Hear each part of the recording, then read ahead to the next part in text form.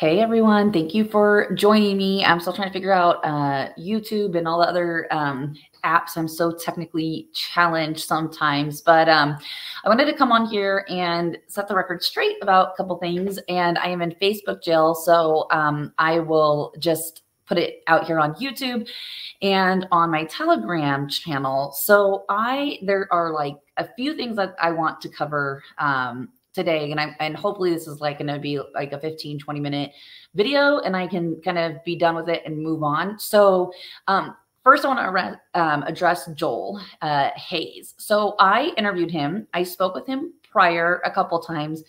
When I spoke with him, he was extremely believable. I am not one to call anybody a liar because I know how that feels, and I don't want anyone that is truly a survivor to feel like that they can't come forward and tell their story. And even kind of setting the record straight with this, it kind of sucks because I don't want people to think I'm going to go attack them for whatever reason because someone calls them a liar. That's not what I'm doing here. So I got a comment on YouTube and someone said, take my name off of there. I'm a real survivor and he stole my story. So I'm like, okay, I am one to hear anyone out. So I went and I looked up this woman on, and I'm going to pull up her info. I looked her up on Facebook and looked at what she had posted. Her name is Lori Doyle, and she had posted on Facebook, and I'm just going to read it because I don't want to like steal her words, but she goes under a Michelle Denali, and her real name is, gosh, I'm having a blonde moment here, Lori Doyle. And I spoke with her for quite some time. After I had read this comment, I reached out to her and I was like, I want to know what the truth is. So this is what she wrote. Joel Hayes has went on YouTube and stole a real SRA and trafficking victim story, whom I know. He also did defamation of character and doxed my dear friend Lisa Lopez, who personally helped me move and is helping start my business. Joel listed Lisa's real name and stole her torture story. She had 4 kids at home and to move for their safety. He stole her company, Operation 1009, Save the Children, after she trusted the wrong person. That company has been closed last year. He is a patriot, P-A-Y-trit, with a GoFundMe page. He will say anything to get money. And his partner in crime, Jason Frank, whom Joel claims on YouTube, was the one who exposed Pizzagate in the Podesta emails. That is a bold-faced lie. Research it. Anyone who is a free thinker knows Seth Rich exposed the Podesta emails and Julia Assassin, I said that name wrong, who cannot come to this country because he will be killed for. Seth Rich is an insider to the DNC and was murdered because of it. So how is Jason Frank alive and in the States? I know a lying fake because I'm a real SRA survivor and MK Ultra and can prove it with forensic evidence and motive of corrupt politician after I made him lose a case. I know a lying fake. There are so many, it is shocking. Why? What do they want? Access to children? Lisa has been helping real victims of trafficking and SRA for years. She is lovely in every way. She's a real Christian who's of service to everyone who asks. She would never ask me to do this. I posted part of my testimony below. Joel didn't even show his face on YouTube. That shit has been going on for a year with he and Lisa. Enough with your GoFundMe, your girlfriend, and Jason Frank. And then if you go into the comments, there is a woman named Lagretha Gates, and I do intend to reach out to her. And she says his story about hitting up the news station in the comments with the truth. That's exactly what I did. The last name Smith is a popular last name in secret societies like Freemasons. Lori responds under the name Michelle and says, yours is the story he partially told. Did you get that link? Lagretha writes, and Lagretha, I apologize if I'm saying your name wrong, so you can message me. And she writes, yeah, he keeps texting me even after I told him to fuck off. Like, why even add me to mass text, let alone keep my number? Maybe he believes you'll cave in. Lisa Lopez, cave to what? He obviously doesn't know me. So Lisa Lopez says, maybe he believes you'll cave. Lagretha says to Lisa, cave to what? He obviously doesn't know me. Lisa writes, girl, for real. I can't remember what name I have under, oh, that's a different thing. So then they posted the interview that I had done with Joel. I spoke with Lori, who on Facebook goes under Michelle Denali. And now I'm going to address a couple of things. Trafficking survivors normally try to embellish their story. So when Joel had mentioned the Pizzagate thing, I didn't call him out on it because anyone can go do their research and see that that is true. I didn't want to take away from what he was telling me and his story. I believed what he was telling me was the truth. What he actually was doing was taking these 3 women that are talking on this Facebook, which I will put in the links here when I'm done with this video, and you can go look at her. I asked Lori permission if I can post her Facebook. You can go look and see the comments. Then underneath it, she posted an interview that they had done and talked about the forensic evidence, and a nurse was on there, and I listened to it. And so here's the thing. When I started, again, Humanity's Voice, I did it to give people a voice because survivors weren't being listened to. And it's people like Joel, why we get called liars. And the fact that he stole 3 different women's stories, because they have different stories of abuse and trafficking. Now, what I do think about Joel is I do believe that Joel has some type of abuse when he was a child. I don't think he was trafficked, but I do think that there was some type of abuse, and that is why he is acting the way that he is acting. Now, so you guys can go check that out. You can, I am going to reach out. I have talked to Lori. I have let them all know that if they want a platform to share their story, not Joel's, and to correct the record that my platform is their platform. I'm not going to force them to do it, but if they want my platform, it is theirs, because I think that their story should be heard. They also have forensic evidence and reports to back up their story and what they're saying. Joel does not have that stuff, but these ladies do. So I should tell you something right there, that they have evidence and everything else. Now, with Joel, it gets even crazier. He mentioned on my show that End Human Trafficking page. Now, I'm going to talk about that real quick. This person reached out to me years ago, okay, when I was kind of getting trained to know what traffickers look like. I mean, even though I survived them, you have to be trained to spot certain things. So I went through this training, right? And this guy had reached out to me prior to this training and gave me some victims' names that were going through some stuff. I have talked to those victims. They truly are victims. But what happened with this guy on the End Human Trafficking page is he kept reaching out to me by multiple Facebook names, okay? And they didn't have any followers. There were no pictures. It was just like 20 million Facebook pages, which is a red flag for anyone that is rescuing children. So as I started kind of noticing what he was doing, he was obsessed with victims and wanted to have a control on them and these victims and wanting to know every aspect of them. Now, here's the thing. When I am helping any victim, because there is a difference between a victim, someone that's currently a victim, okay, and someone that is a survivor and on the other side of it. So when I'm helping victims, I am never going to talk about it. I am not going to post their names or anything else on Facebook or any other social media, because it's wrong to do that. And it puts them in danger, and it puts investigations in danger. So this person kept reaching out to me about these 2 victims, okay? These 2 victims, you can ask Jen, who's an admin on my Telegram page, talk to this victim at one point, because we were going to give her a voice for Humanity's Voice, but we realized that 1, she wasn't ready. 2, there is an active investigation going on. We want her and what's going on to get justice. And I don't want to say any more than that, because I'm not going to put this person at risk. This guy that runs this End Human Trafficking page put that person's name all over the internet, okay? And a minor's name all over the internet.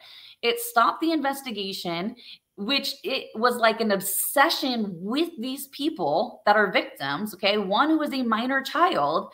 And I'm like, why is this person so obsessed? And went on my Facebook. You can even look on his End Human Trafficking. He still has it.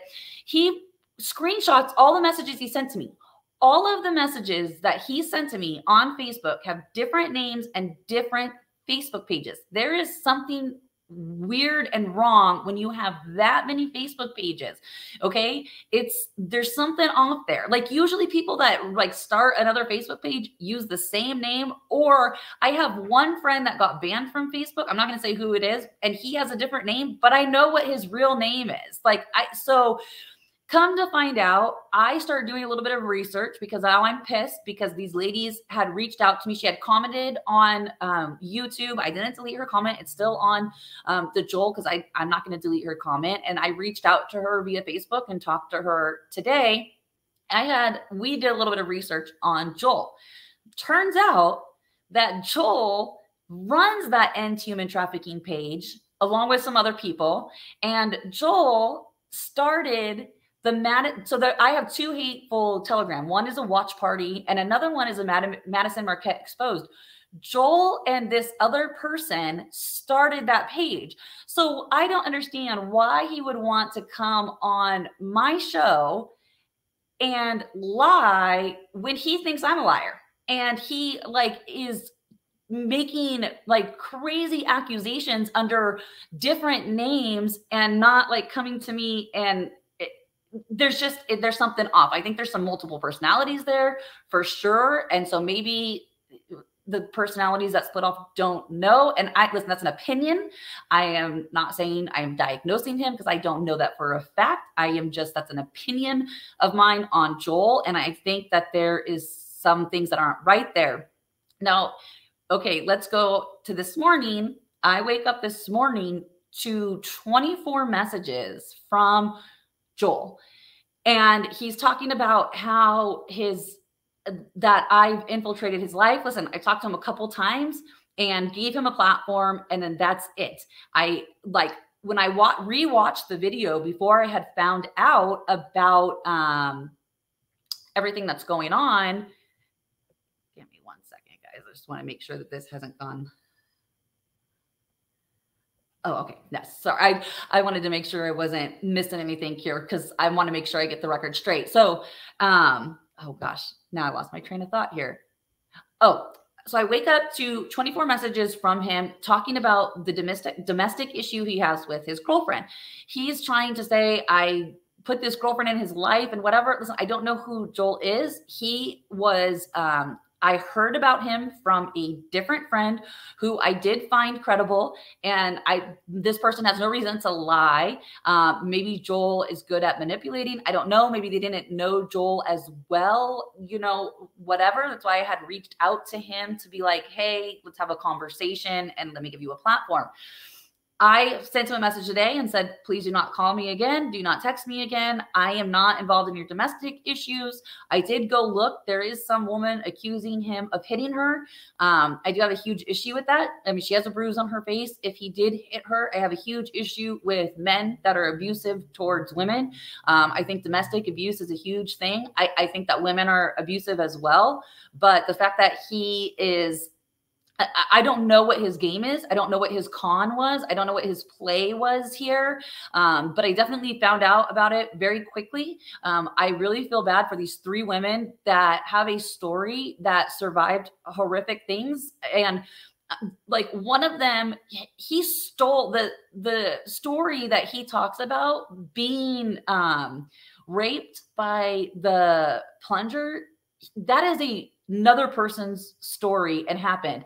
And when that person found out that he stole that story, she got emotional and started crying. Now, that is so wrong on so many levels. And again, I will not tolerate someone that's lying. And I don't want people or victims or survivors to feel like that they can't come tell me their story or that they can't have a platform because they feel like this is going to happen.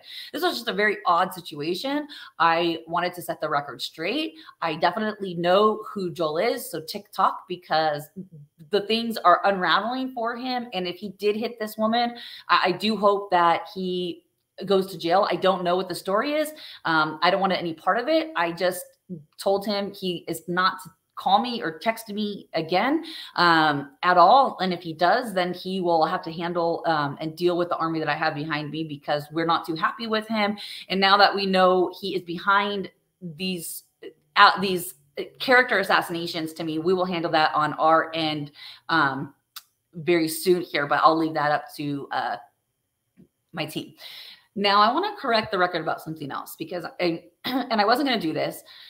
And I've gone back and forth, but every day I'm getting messages from girls that think that I have gone through this deliverance ministry and everything else, and the count is going up, and these survivors are paying someone because they think I went and got help from this person. So I'm going to correct the record because I'm pissed. And I wasn't going to, and I kind of sat back and watched because I don't want to give them any more attention, because that's what they want. They're like itching for it. They want it very badly, and I don't want to give it to them, but I'm going to at this point because I'm pissed. Gina Guy Warren and Brian Warren, I met them in October. Okay. I'm sorry. She had reached out to me. It was like June or July. And she reached out to me about a survivor. And I said I'd help her, talk to her. I got invited to an event to speak at. It was an anti-trafficking event. And Gina was like, please come and speak. And I was like, well, they wanted me to speak for 15 minutes.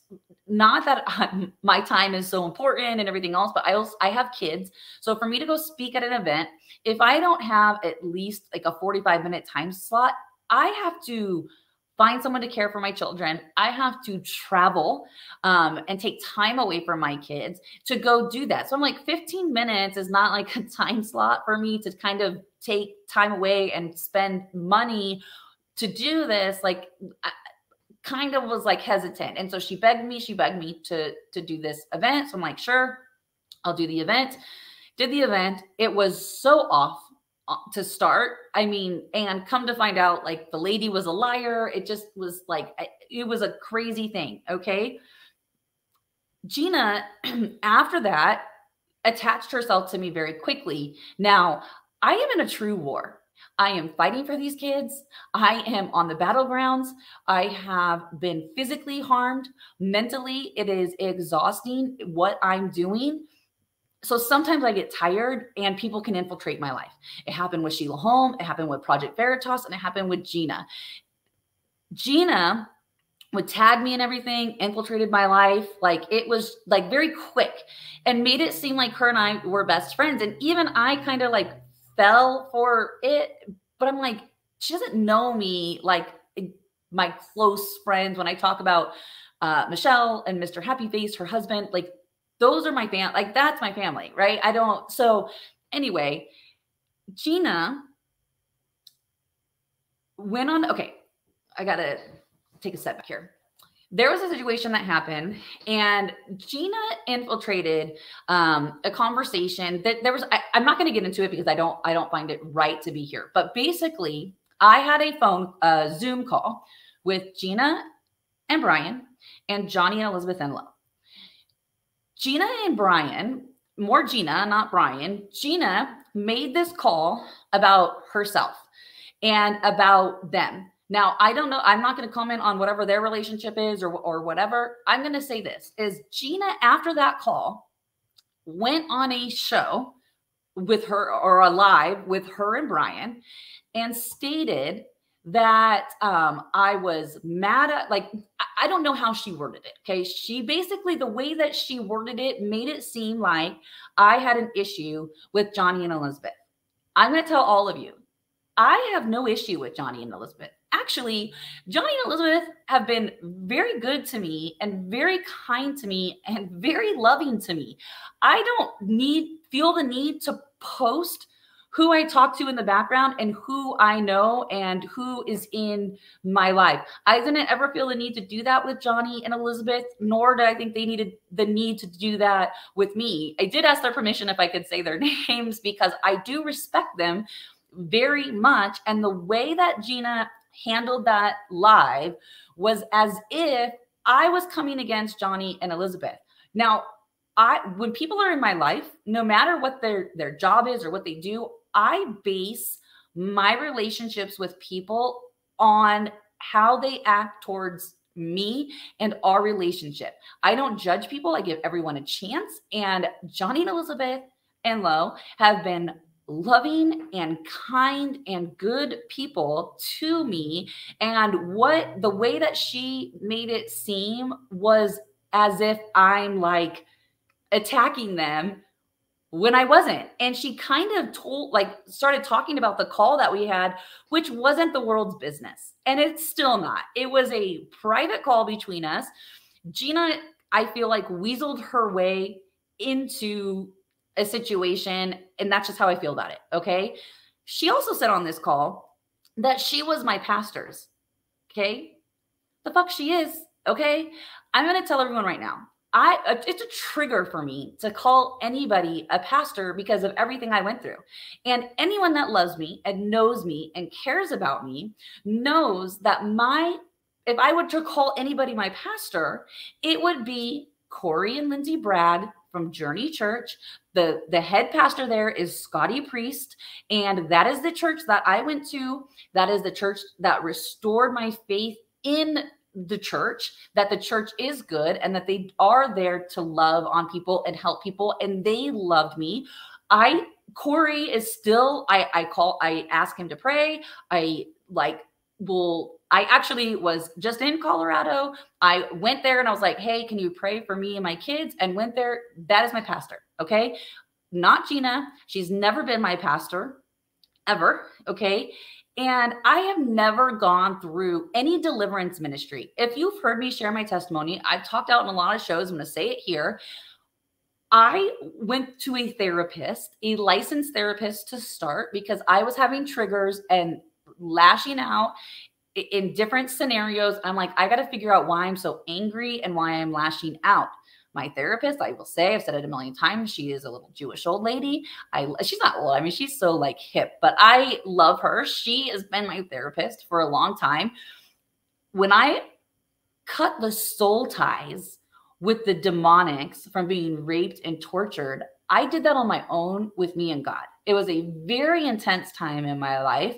It was very trying because and I did that on my own with me and God, not with Gina or with anyone. So her telling people that I am gone through her deliverance ministry and then charging survivors to go through her deliverance ministry, I have a huge issue with that.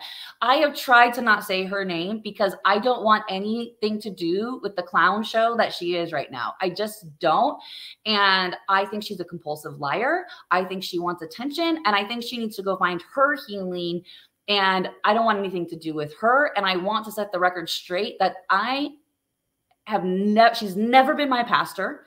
When she said that I called her out on it and said, you are not my pastor. You've never been my pastor. Why would you say that on a show? You have heard me share my testimony, why I don't like calling people pastors. Why would you say that? She said it because she wanted to gain followers and likes and whatever.